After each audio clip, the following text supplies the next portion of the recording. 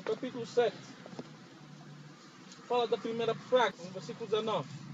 Deus então agora começou a agir de forma física e visível no meio da nação israelita. E a primeira praga foi a praga da água, não é? A água tornou-se em sangue. Todo o sangue que os egípcios andaram derramando, os filhos de Israel, tornou-se um rio influente, que banha vários países ali em cima. É importante para a agricultura daqueles países. No tempo do Império Egípcio, o Nilo era como se fosse o cartão de visita. O grande rio Nilo, onde as águas não se secam. Um grande rio que permite a navegação fluvial. Disse que havia de endurecer o coração. Como é que Deus faz isso? Deus permite, Deus declara. E Satanás, como quer rivalizar contra Deus, usa o faraó para tentar se opor a Deus. E Deus permite que seu coração se endureça.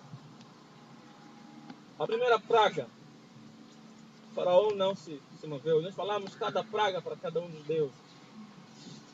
As potestades do Egito vão se abalar. A libertação é espiritual, mas também é física. Aleluia.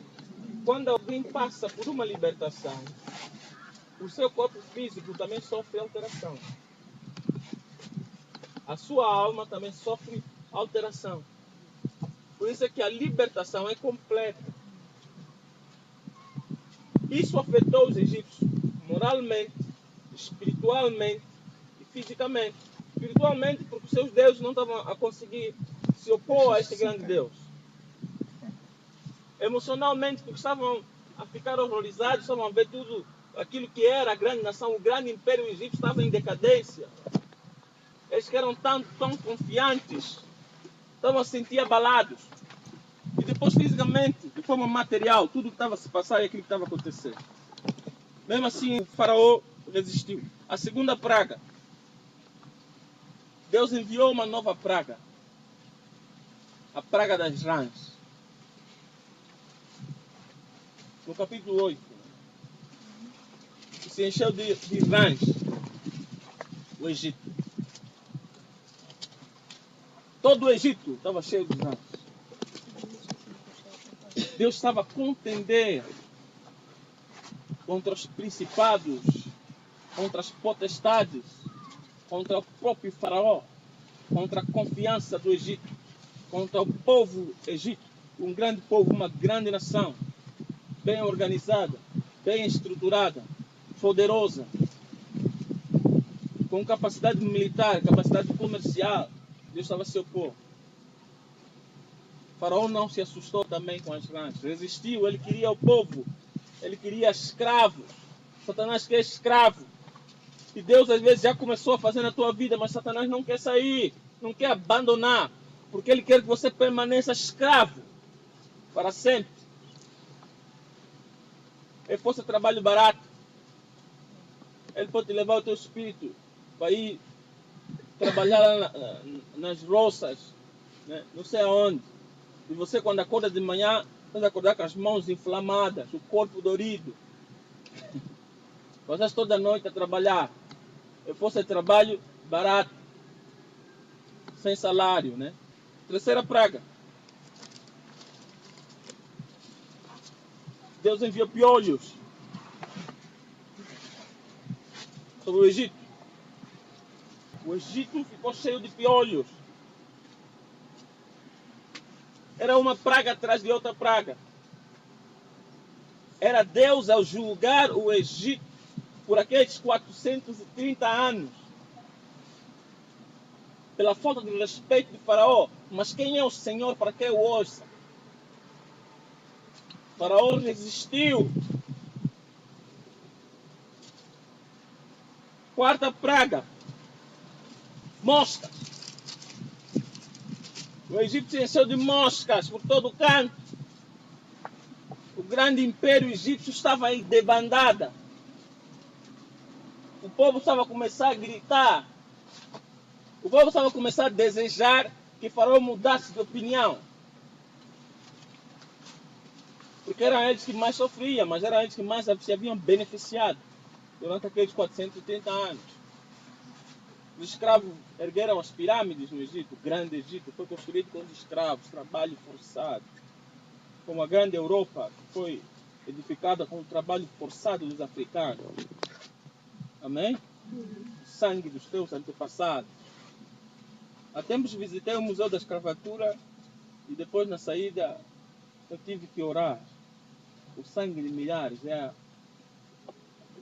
de africanos que foram parar não sei onde. Famílias que foram destruídas.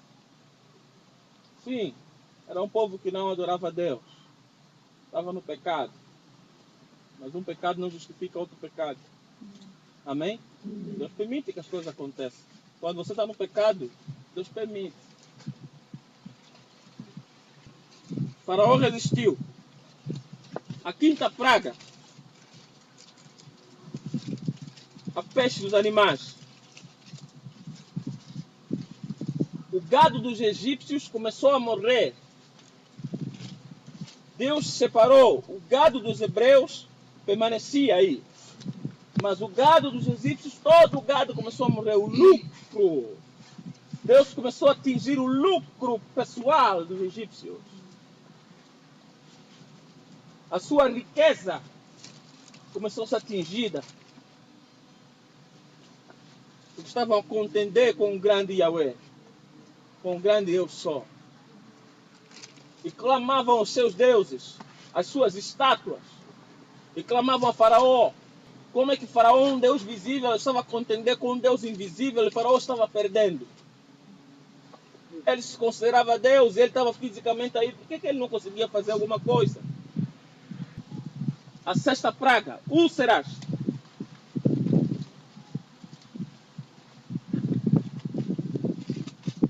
Sarna, úlcera sobre o Egito, sobre os homens e sobre o gado. Até os magos estavam sarnentos.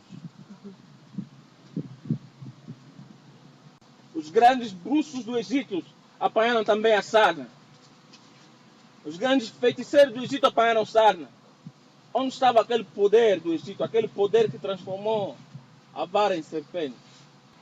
No inferno não há nenhuma potestade que se assemelha ao grande Yahweh. Amém. Nenhuma. Não existe nenhum demônio que se assemelhe ao grande Yahweh. Nenhum. Amém. A magia do Egito, onde estava a magia do Egito? Os magos apanharam sarna e úlcera. Mas Faraó não se moveu. A sétima praga, a saraiva que caiu do céu. Queria cair do céu para matar os animais que estavam no campo, os homens. E os hebreus se refugiaram, removeram seus animais. Mas os egípcios foram apanhados de surpresa. Deus estava a atingir. Deus estava a fazer. Foram 430 anos Deus à espera. O Egito estava em ruínas.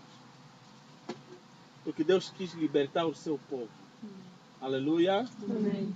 Quando Deus quer te libertar. Olha para o teu irmão e diga, quando Deus quer te libertar. Quando Deus quer te libertar. Deus estava a libertar. Ele primeiro tinha que destruir a força, o poder do oculto, o poder da escravidão, o poder da opressão, o poder do domínio. Mas Faraó estava a resistir. O diabo resiste. Aleluia. Enquanto o diabo estiver resistindo, você deve resistir com o Senhor. Quando Deus estiver operando na tua vida, você não pode desistir. Muitas vezes o diabo vai dizer que não vai sair. Vai dizer que vai ficar para sempre. Você não pode acreditar em nenhuma palavra que sai da boca do diabo. Jesus disse que ele é o pai da mentira. Que nele não há nenhuma verdade. Satanás não consegue falar a verdade. Satanás não tem nenhuma verdade para a tua vida. Diga ao seu irmão que está ao teu lado. Não tem nenhuma verdade para a sua vida. Nenhuma. Pode usar o espírito da adivinhação, o espírito dos mortos, para falar coisas sobre a tua vida, para declarar o teu futuro, para falar coisas que você fez. Tudo baseado na aldrabice e na mentira. Mistura coisas. Adivinha as coisas. E quando você crê, você cai numa ratoeira, você cai numa rede. E muitas vezes você fica preso para sempre. Mas Jesus veio para destruir as obras do diabo. Aleluia. Jesus veio para destruir as obras do diabo. A oitava praga. Gafanhotos. Deus envia gafanhotos sobre o Egito. Os gafanhotos foram para destruir as culturas do Egito. Todo o Egito ficou cheio de gafanhotos. O Egito estava em debandada. Era uma praga atrás de outra praga. Quando Deus começa a operar, nós estamos a falar da libertação do povo de Israel. Aleluia. Amém. Quando Deus começa a te libertar, os teus opressores começam a entrar em pânico. Começam a entrar em sofrimento. Aqueles que resistem começam a cair por terra. Quando Deus vem para libertar. Mas Faraó resistiu. A nona praga. Houve trevas sobre o Egito.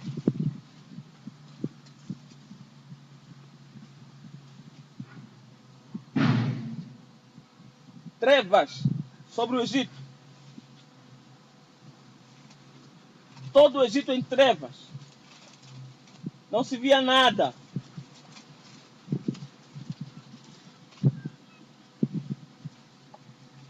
Não se via nada no Egito. Trevas terríveis, o povo gritava. Mas Faraó endurecia o seu coração. Mas nesse momento, Faraó fez uma proposta para Moisés. Isso você pode ver lá no capítulo 10.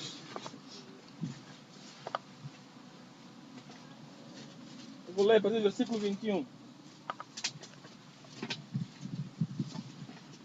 Quando Satanás faz uma proposta para a tua vida. Então disse o Senhor a Moisés: estenda a tua mão para o céu, e virão trevas sobre a terra do Egito, trevas que se apalpem. E Moisés estendeu a sua mão para o céu, e houve trevas espessas em toda a terra do Egito por 3 dias. Não viu um ao outro, e ninguém se levantou do seu lugar por 3 dias. Mas todos os filhos de Israel tinham luz em suas habitações. Então Faraó chamou a Moisés e disse: ide, servi ao Senhor, somente fiquem vossas ovelhas e vossas vacas. Vão também convosco as vossas crianças. E Moisés, porém, disse: tu também darás em nossas mãos sacrifícios e holocaustos que ofereçamos ao Senhor nosso Deus. E também o nosso gado há de ir conosco, nenhuma unha ficará. Porque daquele havemos de tomar para servir ao Senhor nosso Deus. Porque não sabemos com que havemos de servir ao Senhor até chegarmos lá. O Senhor, porém, endureceu o coração de Faraó, e esse não os quis deixar ir. Disse-lhe Faraó: vai-te de mim, guarda-te que não me vejas o meu rosto, porque no dia em que vires o meu rosto, morrerá. E disse Moisés: bem disseste, eu nunca mais verei o teu rosto. Deus trouxe trevas sobre o Egito, e Faraó decidiu negociar. Quando Satanás decide negociar. Diga ao teu irmão: quando Satanás decide negociar. Quando Satanás decide negociar. Diga: cuidado. Cuidado. Ele diz: podem ir, vão, mas deixem as vossas coisas. Então o povo estava como escravo durante 430 anos, iam sair de mãos abanadas. Onde estava a justiça de Deus? 430 anos a servirem, a serem escravos, sem salário, sem pagamento, trabalho duro, miséria. E agora iam sair só assim, sem nada. Foi a proposta de Faraó. Quando Deus quer te libertar, Satanás, quando vê e não há solução, ele vai vir ter contigo. Ele vai fazer uma proposta para ti. Ele traz propostas aliciantes. Ele diz, vou te liberar.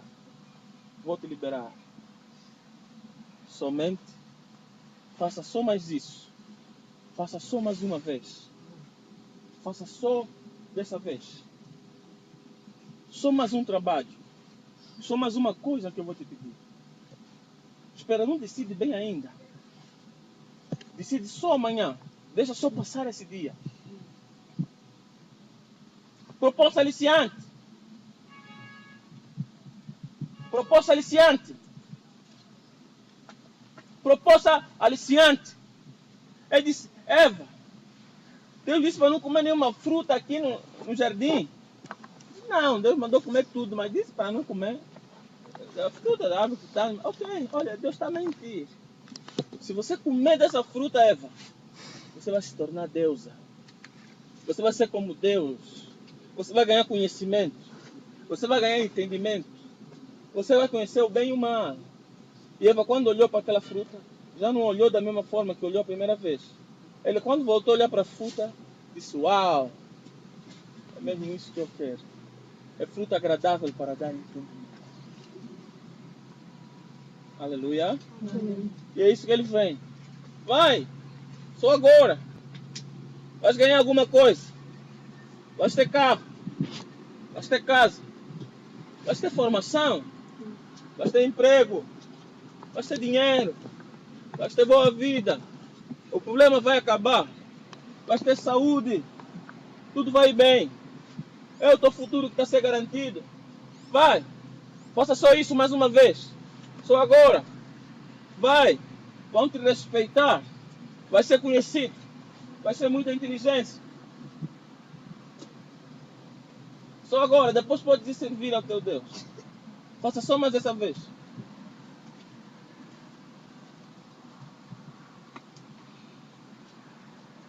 Outro irmão diga cuidado. Diga decida agora. Decida hoje. Quando você aceita a sugestão de Satanás, automaticamente você se coloca debaixo da sua liderança. Porque quando você ouve o que Satanás declara para a tua vida, você, ao aceitar, você se coloca debaixo da sua autoridade. Porque você aceitou algo que veio da sua boca. E você se torna seu escravo. Satanás não é líder de ninguém. Satanás é dono. Ele se constitui como dono. Ele se acha dono das pessoas. Ele se acha dono das pessoas. Deus, quando havia constituído como anjo, a palavra diz que os anjos são espíritos ministradores daqueles que hão de alcançar a salvação. Os anjos ministram para Deus e eles ministram para os homens. Mas ele usurpou e ao invés de ministrar em favor de Deus, a favor de Deus para a vida dos homens, ele procura dominar a vida dos homens, procura oprimir a vida dos homens. Aleluia. Você não deve aceitar domínio sobre a tua vida. Diga ao teu irmão, não aceita. Não aceitar domínio. Não permite que ninguém te domine. Não permita que ninguém te domine. Seja demônios, Seja demônio, seja o próprio diabo, seja o próprio diabo, sejam homens. seja homem. Não aceite domínio sobre a tua vida. Não aceite domínio. Ele quer dominar, quer ser dono. E ele consegue isso quando você lhe obedece. Quando você lhe ouve a sua sugestão, o seu conselho. E quando você cai, você se torna escravo. Você que era livre, agora é escravo. Você que era livre, agora é escravo. Agora não é mais a tua vontade. É ela te controlar. Começam a vir desejos descontrolados, desordenados. Os pensamentos descontrolados, desordenados. Você agora faz conforme você quer. Já não há controle. Já não há um padrão. Já não há um limite. é você agir porque queres, porque sentes, porque é necessário, porque tens dificuldades, porque precisas, porque tens que resolver, porque tens que dar solução, porque precisas mudar de vida. E é Satanás a te dominar. E muitas vezes você nem percebe. Está no domínio de Satanás. E tudo que ele dá, ele cobra. E ele cobra com juros altos. Juros muito altos. Muito altos. Nunca peça empréstimo a Satanás. Diga nunca do lado, nunca peça empréstimo a Satanás. Os juros são altíssimos. Todo empréstimo, ele cobra com a tua vida. Ele quer a tua vida. Há pessoas que já venderam as suas almas só por causa de um pedaço de pão. Por causa de um copo de água. Venderam suas almas. Cuidado. Moisés não aceitou a proposta. E Deus declarou mais uma coisa. A morte de todos os primogênitos do Egito. A palavra diz, desde o homem aos animais, todos os primogênitos haviam de morrer. Nós falamos, o primogênito representa o quê? O futuro. Aleluia. Amém. É o futuro, é o primeiro, é o futuro, a realização dos pais aí, é o futuro. A liderança no seio da família, dos filhos, é o futuro. Os pais podem investir, até procuram colocar aquilo que não tiveram, aquilo que eu não tive. Vou procurar que meu filho tenha. E Deus disse, vou acabar com o futuro do Egito. Vou acabar. Eu vou acabar com o futuro do Egito. Os primogênitos do Egito. Desde o homem ao animal. E é aqui, nesse ponto, no capítulo 11. Vamos ler o capítulo 11. E o Senhor disse a Moisés, ainda uma praga trarei sobre Faraó e sobre o Egito. Depois vos deixará ir daqui. E quando vos deixar ir, totalmente, a toda pressa vos lançará daqui. Fala agora aos ouvidos do povo.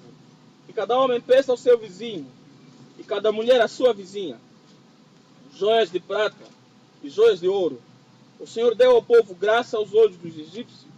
Também o homem, Moisés, era muito grande na terra do Egito, aos olhos dos servos de Faraó e aos olhos do povo. Disse mais Moisés, assim o Senhor tem dito, à meia-noite eu sairei pelo meio do Egito, e todo primogênito da terra do Egito morrerá, desde o primogênito de Faraó, que haveria de sentar-se sobre o seu trono, até o primogênito da serva que está detrás da mão, e todo o primogênito dos animais. E haverá grande clamor em toda a terra do Egito, como nunca houve semelhante e nunca haverá. Mas entre todos os filhos de Israel, nem mesmo um cão moverá a sua língua, desde os homens até os animais, para que saibais que o Senhor fez diferença entre os egípcios e os israelitas. Então todos estes teus servos descerão a mim, e se inclinarão diante de mim, dizendo, sai tu, e todo o povo que te segue as pisadas, e depois eu sairei. E saiu da presença de Faraó, ardendo em ira. O Senhor disse a Moisés, Faraó não vos ouvirá, para que as minhas maravilhas se multipliquem na terra do Egito. E Moisés e Arão fizeram todas essas maravilhas dentro de Faraó, mas o Senhor endureceu o coração de Faraó, que não deixou ir os filhos de Israel.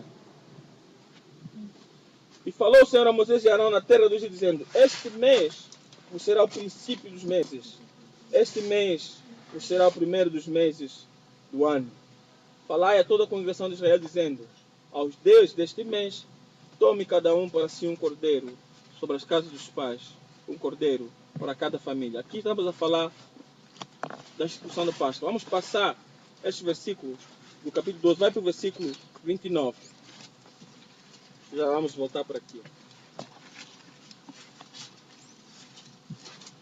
E aconteceu à meia-noite que o Senhor feriu todos os primogênitos na terra do Egito, desde o primogênito de Faraó, que se sentava em seu trono, até o primogênito do cativo, que estava no cárcere, e todos os primogênitos dos animais. E Faraó levantou-se de noite, ele e todos os seus servos, e todos os egípcios. E havia grande clamor no Egito, porque não havia casa em que não houvesse um morto. Então chamou a Moisés e Arão de noite e disse: Levantai-vos, saí do meio do meu povo, tanto vós como os filhos de Israel, e ide, servi ao Senhor, como tendes dito. Levai também convosco vossas ovelhas e vossas vacas, como tendes dito. E ide, abençoai-me também a mim. E os egípcios apertavam o povo, apressando-se para lançá-los da terra, porque diziam: todos seremos mortos. O povo tomou a sua massa antes que levedasse, e as suas amassadeiras atadas em suas roupas sobre os seus ombros. Fizeram, pois, os filhos de Israel conforme a palavra de Moisés, e pediram aos egípcios joias de prata, e joias de ouro e roupas. E o Senhor deu ao povo graça aos olhos dos egípcios, e estes lhes davam o que pediram, e despojaram aos egípcios. Aleluia! Amém.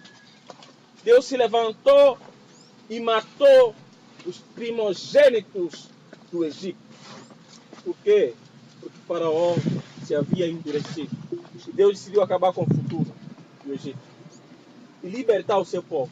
Se você perceber a parte que nós pulamos, Moisés declarou, e vamos falar já, instituiu a libertação à Páscoa antes de Deus executar. Por quê? Porque ele tinha uma certeza. E a Bíblia diz que nenhum morto, nem dos filhos, nem dos animais dos hebreus, dos israelitas, não houve nenhum morto dos seus primogênitos. Amém? Amém. Nenhum. Por que não houve nenhum? Por que não houve nenhum? Aqui vem, como ouvi aquela hora falaram já, o termo da Páscoa. A Páscoa significa passar por cima, passar por. No inglês se fala bem, Passover. Você vem, se você não passa aqui, você passa de lado, você não toca aí. Por quê? Porque o Espírito da Morte, quando o Espírito da Morte veio para matar, Deus havia declarado que eles haviam de matar um cordeiro, amém? E colocar o sangue sobre os portais, sobre os umbrais. E quando o Espírito passasse e visse o sangue, ele não ia entrar naquela casa, porque aquela casa estava selada. Aquela casa estava consagrada para Deus. E vamos ver isso já agora. Capítulo 12, versículo 1. A Páscoa. De onde vem a Páscoa? Qual é a história da Páscoa? A Páscoa está ligada à libertação do cativeiro. A libertação do povo. Quando Deus, na última praga que lançou contra o povo do Egito, decidiu matar os primogênitos, Deus decidiu conservar o futuro de Israel. Os primogênitos de Israel permaneceram vivos. E o anjo que passou não tocou nas casas dos egípcios. Vamos lá ao versículo 1. Nas casas dos hebreus. E falou o Senhor a Moisés e Arão na terra do Egito, dizendo: Este mês vos será o princípio dos meses. Este será o primeiro dos meses do ano. Falai a toda a congregação de Israel, dizendo: Aos 10 deste mês, tome cada um para si um cordeiro, segundo a casa dos pais, um cordeiro para cada família. Mas se a família for pequena, para um cordeiro, então tome um só com seu vizinho, perto de sua casa, conforme o número das almas, com cada um conforme ao seu comer, fareis a conta conforme ao cordeiro. O cordeiro ou cabrito será sem mácula, um macho de um ano, o qual tomareis das ovelhas ou das cabras, e guardareis até o 14º dia deste mês, e todo o ajuntamento da congregação de Israel sacrificará à tarde. E tomarão do sangue, e poluão em ambas as ombreiras, e na verga da porta, nas casas em que o comerem. E naquela noite comerão a carne assada no fogo, com pães azimos, com ervas amargosas a comerão. Não comereis dele cru, nem cozido em água, senão assado no fogo, a sua cabeça com seus pés e com a sua fressura. E nada dele deixareis até amanhã, mas o que dele ficar até amanhã queimareis no fogo. Assim, pois, o comereis, os vossos lombos cingidos, e os vossos sapatos nos pés, e o vosso cajado na mão. E comereis apressadamente. Esta é a Páscoa do Senhor. E eu passarei pela terra do Egito esta noite, e ferirei todo o primogênito na terra do Egito, desde os homens até os animais. E em todos os deuses do Egito farei juízos. Eu sou o Senhor. E aquele sangue vos será por sinal. Nas casas em que estiverdes, vendo eu sangue, passarei por cima de vós. Páscoa. Passar por cima. Passarei por cima de vós. Tema do hebraico pechá. Passarei por cima de vós. E não haverá entre vós praga de mortandade, quando eu ferir a terra do Egito. E este dia vos será por memória, e celebrá-los-ei por festa ao Senhor. Nas vossas gerações o celebrareis por estatuto perpétuo. 7 dias comereis pães azimos. Ao primeiro dia tirareis o fermento de vossas casas, porque qualquer que comer pão levedado, desde o primeiro dia até o último dia, aquela alma será cortada de Israel. E ao primeiro dia haverá santa convocação. Também ao 7º dia, santa convocação. Nenhuma obra se fará neles, senão que cada alma houver de comer, isso somente apontareis para vós. Guardai, pois, a festa dos pães azimos, porque naquele mesmo dia tirei vossos exércitos da terra do Egito, pelo que guardareis a este dia nas vossas gerações, por estatuto perpétuo. No primeiro mês, aos 14 dias do mês, à tarde, comereis pães azimos até 21 do mês à tarde. Por 7 dias não se acha nenhum fermento nas vossas casas, porque qualquer que comer pão levedado, aquela alma será cortada da congregação de Israel. Assim o estrangeiro como o natural da terra. Nenhuma coisa levedada comereis. Em todas as vossas habitações comereis pães azimos. Versículo 24. Portanto, guardai isto por estatuto para vós e para vossos filhos para sempre. E acontecerá que quando entrardes na terra que o Senhor vos dará, como tem dito, guardareis este culto. E acontecerá que quando vossos filhos vos disserem: que culto é este?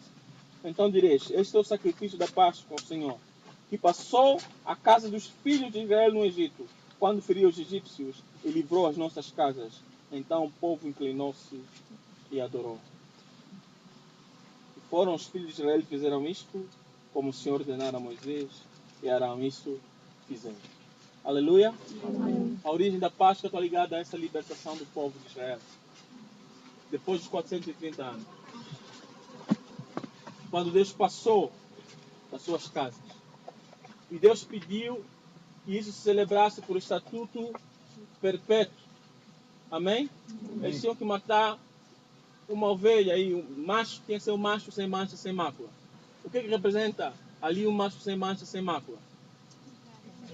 A pureza, a santidade. Amém? Ali a mancha, a mácula, representa o pecado. Tinha que ser, tanto dos cabritos ou das cabras, como das ovelhas, tinha que ser um macho. E um ano sem mácula. Sem pecado. O que Deus estava a dizer? Deus estava a declarar aquilo que ele já havia declarado no livro de Gênesis. Aleluia! Já havia declarado. Ele estava a oferecer o seu primogênito. Por isso foi que os primogênitos do Egito, de Israel, não morreram. Por quê? Porque Deus havia de oferecer o seu próprio primogênito. Aleluia! Deus ofereceria o seu primogênito no lugar dos primogênitos dos israelitas. Mas os primogênitos do Egito pereceram. Aquele cordeiro representava a pessoa de Cristo Jesus. Era um prenúncio do sacrifício de Jesus. O sangue colocado sobre as ombreiras das portas, das janelas, representava o sangue de Jesus Cristo derramado em nossa vida. Aleluia! Eis que estou à porta e bato. Se alguém ouvir a porta e abrir, eu entrarei com ele. Serei. Qual porta que Deus está a bater?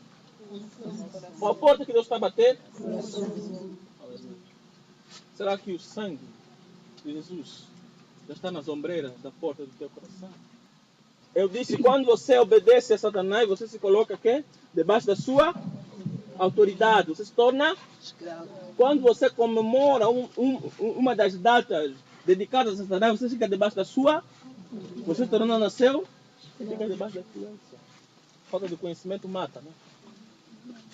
Mata. Então saiba já. Não é assim. Vamos ver algumas coisas aqui. O que a palavra fala? A palavra, primeiro, lá no capítulo 11, versículo 3 a 6, fala da separação do cordeiro.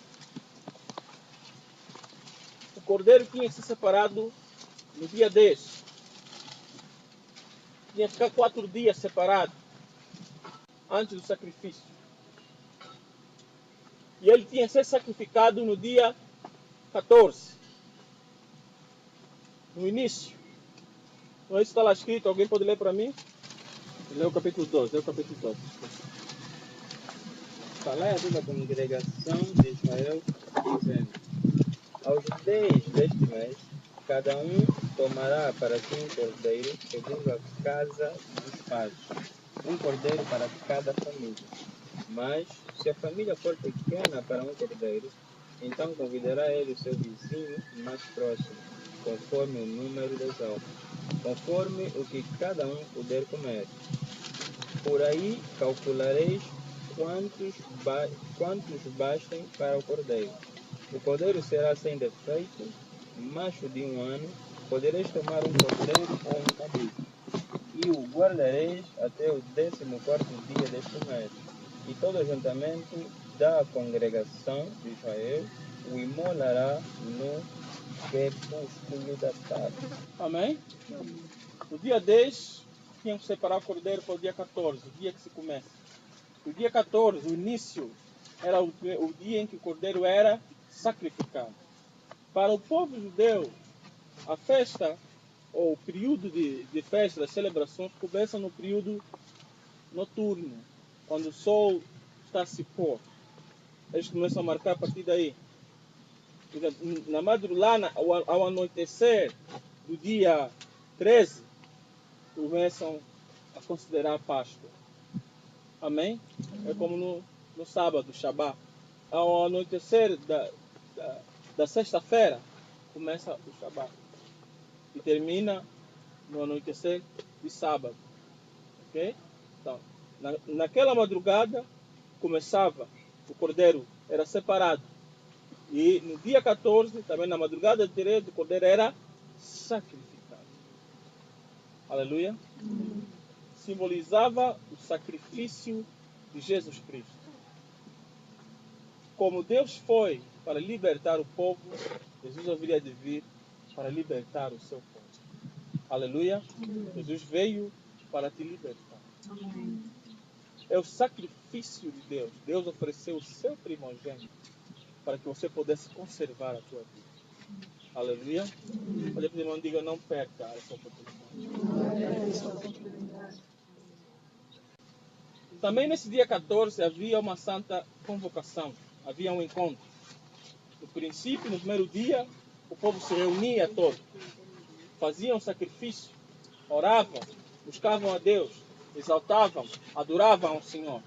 Tudo no primeiro dia. Amém? No dia 21 também, o último dia, a mesma coisa, no encerramento, se juntavam, oravam, clamavam, falavam para Deus, louvavam, glorificavam o nome do Senhor. Também ainda havia a semana dos pães asmos. Durante o dia 14 ao dia 21, ninguém deveria comer pão com fermento. Amém? Era chamada semana dos pães asmos. Outra pessoa diz os pães azimos. Por que pães asmos? Alguém me ajuda? Porque não tem fermento. Por que pão sem fermento? Esse lado aqui. Por que pão sem fermento? Porque o fermento representava o pecado. O fermento representava o pecado. Deus estava a remover. Quer dizer que era uma semana de santificação. Aleluia. Semana de santificação. Não se comia pão com fermento. E até hoje se celebra isso entre os judeus. O judeu que se converte continua a celebrar isso. Se converteu para Cristo, ele celebra a Páscoa. De 14 a 21 não come nada, nem bolo, nem nada. Só come pão sem fermento, pão asmo. Amém? Depois também havia os elementos para se comer a Páscoa. Havia os pães asmos, havia as ervas amargas. Isso você pode ir no versículo 13 do capítulo 11. 12, sim. Capítulo 12, versículo 13. Capítulo 13, não, 13. Ok. Versículo 8. Alguém lê esse versículo? Naquela noite comerão a carne assada no fogo, com pães asmos e ervas amargas a comerão. Amém? Amém. Naquela noite comerão a carne assada no fogo, com pães asmos, ervas amargas a comerão. No alimento da celebração da Páscoa haviam os pães asmos, as ervas amargas e também havia o cordeiro assado. Aleluia? Amém. O cordeiro assado. O cordeiro assado. O cordeiro é carne. Amém? Os católicos tiram a carne da Páscoa. Mas como vai tirar a carne da Páscoa se Jesus ofereceu o seu corpo? E a Páscoa que Deus instituiu que a carne tinha que estar presente, que representava o sacrifício de Jesus. Quando você tira a carne, você está a dizer o quê? Você está a dizer o quê? Você está a dizer o quê? Você está a dizer que eu não aceito o sacrifício. Você está a dizer que Jesus não morreu. Quer dizer, na realidade, Jesus não morreu. Na realidade, a Páscoa não tem nada a ver com Cristo. Estão a falar a verdade, porque a Páscoa que eles celebram não tem nada a ver com Cristo Jesus. Eles removem a carne, não se come carne. E segundo a palavra, Deus está a dizer, tinham que pegar o cordeiro, não podiam cozinhar, e tinha que se comer o cordeiro assado. O que representava as ervas amargas? As ervas amargas representavam o quê? O tempo do pecado lá, da escravidão no Egito. Para eles lembrarem o tempo da sua escravidão. O cordeiro representava Jesus. O pão asmo, a santificação do povo. As ervas, lá a amargura. Esses eram os elementos da Páscoa. E o cordeiro também era comido no dia 14. Isso você vê também no capítulo 8 a 11. Naquela noite comerão a carne assada no fogo com pães azimos, com ervas amargosas e comerão. Não comereis dele cru, nem cozido em água. Amém? Senão assado no fogo. A sua cabeça com seus pés e a sua fressura. Nada dele deixareis até amanhã, mas o que dele ficar até amanhã queimareis no fogo. Assim, pois, o comereis, os vossos lombos cingidos, os vossos sapatos nos pés e o vosso cajado na mão. Comereis apressadamente. É a Páscoa do Senhor. Quando Deus te quer libertar. Ele diz, vocês vão comer a Páscoa, mas vocês vão comer a Páscoa preparados para partir. Aleluia. Amém. Porque comem a Páscoa apressadamente. Deus vai dizer, olha, eu vim, vou vos libertar. Vocês vão confirmar isso agora. Vocês vão testificar isso agora. E vocês vão já simbolizar aquilo que eu vou fazer daqui a pouco e para todas as gerações. Mas comem preparados, o cajado, tudo. Preparem a vossa saída. Comam a Páscoa e quando vocês terminarem de comer a Páscoa, eu vou vos remover do Egito. Aleluia. Amém. Deus instituiu a primeira Páscoa. A Páscoa é libertação. A Páscoa é perdão, misericórdia. Aleluia. Amém. A Páscoa é cumprimento da promessa. Aleluia. Quando Deus te quer libertar. Diga ao teu irmão, quando Deus te quer libertar. Quando Deus te quer libertar. A palavra diz que os hebreus não saíram de mãos vazias. Eles saíram com ouro, com joia. Por quê? Era o fruto do roubo, o roubo que haviam sido submetidos àquele tempo da escravatura. Deus estava a recompensar. Olha para o irmão, diga, Deus hoje quer te recompensar. Diga, deixa Deus te recompensar. Deixa Deus. Deixa Deus te recompensar. Deixa Deus te recompensar. Aleluia. Amém. Aleluia. Amém. Aleluia. Amém. Glória a Deus. É daqui da Páscoa onde vem, depois você fica a conhecer a Santa Ceia. O sangue, o vinho na Santa Ceia é o sangue do Cordeiro derramado. E depois é o sangue de Jesus que foi derramado. E o pão passa a ser o quê? O corpo de Jesus. Corpo santo, sem pecado. Quando você toma aquela ceia, você está a dizer o quê? Eu faço parte do corpo de Jesus Cristo. Eu me considero santo como Cristo é santo. Aleluia. O sangue de Jesus foi derramado por mim. O sangue de Jesus faz parte da minha vida. É isso que você declara. Isso está ligado à Páscoa. Quando se celebra a Páscoa em Israel hoje, toma-se a ceia para relembrarem, para se conectarem a Cristo Jesus, as promessas de Deus. Deus hoje te fazer algo especial na tua vida. Aleluia. Você que anda oprimido, você que anda preso, perseguido, Deus quer fazer, se você permitir. Espero que você baixe a boca para o Senhor. Estamos encerrando o retiro. E nós falamos muito durante esse retiro. Esse é o momento para você orar mesmo. Nós estamos encerrando, é o momento para você orar.